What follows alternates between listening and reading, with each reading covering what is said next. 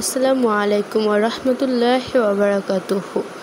আজ আমরা শুনব হযরত মুহাম্মদ সাল্লাল্লাহু আলাইহি ওয়াসাল্লামের সর্বঘনিষ্ঠ একজন বন্ধু হযরত আবু বকর রাদিয়াল্লাহু আনহার সম্পর্কে।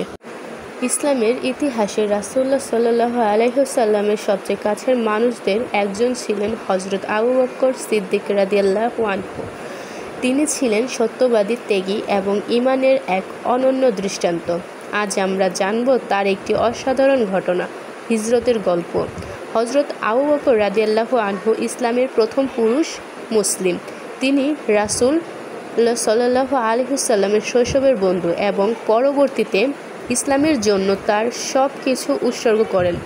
যখন মক্কায় মানুষরা রাসূল সাল্লাল্লাহু আলাইহি ওয়াসাল্লামের ওপর নির্যাতন বাড়িয়ে দিল, তখন আল্লাহ তাকে মদিনায় হিজরত করার জন্য নির্দেশ দিলেন।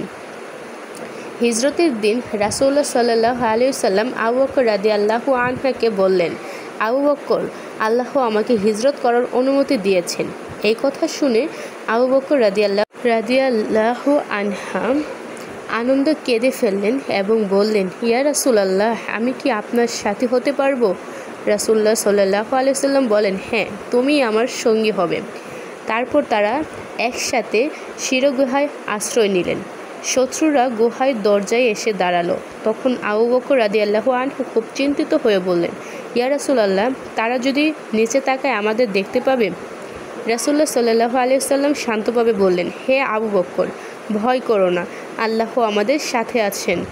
এটি কোরআনে উল্লেখিত হয়েছে সূরা তাওবা আয়াত 40। অবশেষে আল্লাহ তাদের রক্ষা করলেন এবং তারা নিরাপদে মদিনায় পৌঁছে গেলেন। হযরত আবু বকর রাদিয়াল্লাহু আনহু হিজরতের সময় নিজের সমস্ত সম্পদ রাসূল সাল্লাল্লাহু আলাইহি ওয়াসাল্লামের জন্য ব্যয় করেছিলেন। ইসলামের জন্য তার ত্যাগ এতটাই ছিল যে তিনি নিজের কিছুই রাখেননি।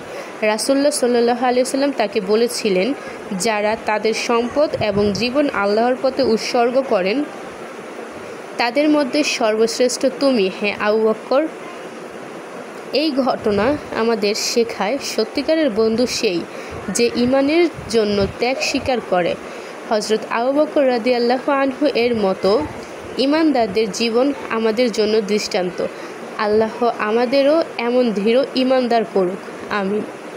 আশা করি বন্ধুরা ভিডিওটি আপনাদের কাছে ভালো লেগেছে।